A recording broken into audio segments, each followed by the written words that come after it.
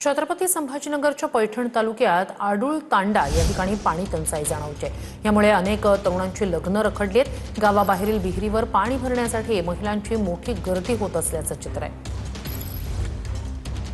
त्या तापमानामुळे मराठवाडा होरपळत असताना दुसरीकडे पाणी टंचाई समस्या अतिशय गंभीरपणे पुढे येताना पाहायला मिळते। आता मी छत्रपती संभाजीनगर जिल्ह्यातील पैठण तालुक्यातील आडूळ तांडा या गावात आहे। आपण बघतोय या गावात जे आहे ते गेल्या अनेक वर्षापासून पाणी टंचाईचा सामना नागरिकांना जे आहे ते करावा लागतोय।